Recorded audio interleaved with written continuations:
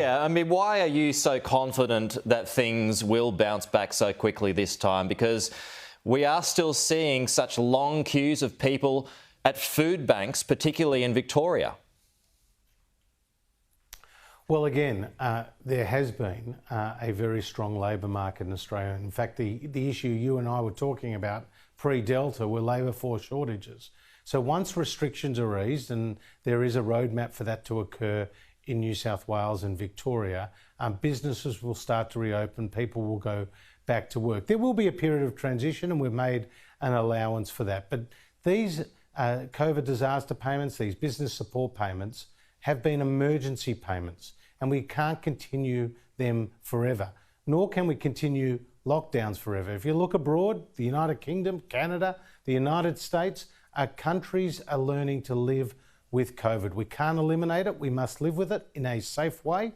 And so we've taken the medical advice, we've taken the economic advice, and we've made our announcements today. OK, just on another announcement by the New South Wales government this morning, Treasurer, it wants to cut emissions in half by 2030, and that's with the support of the Nationals. Is that flipping the bird at your government?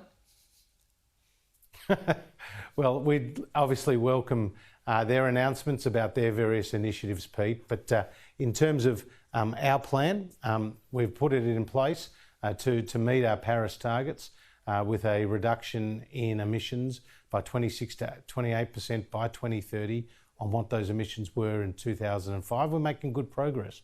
We've seen a reduction in emissions by more than 20% to date.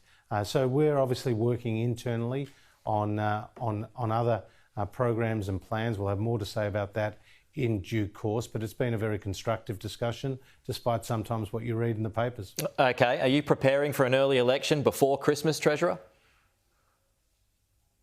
I'm not. I'm just getting about my daily job, and that's to help Australia through this pandemic.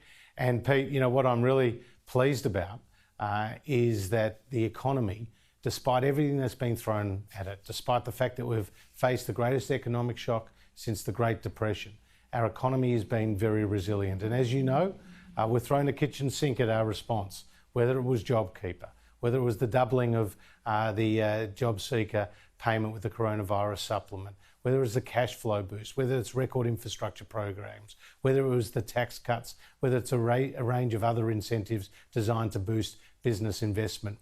We have adopted a full court press with the economy over the last 20 months over the course of the pandemic, and it did see Australia have one of the strongest recoveries in the world pre-Delta.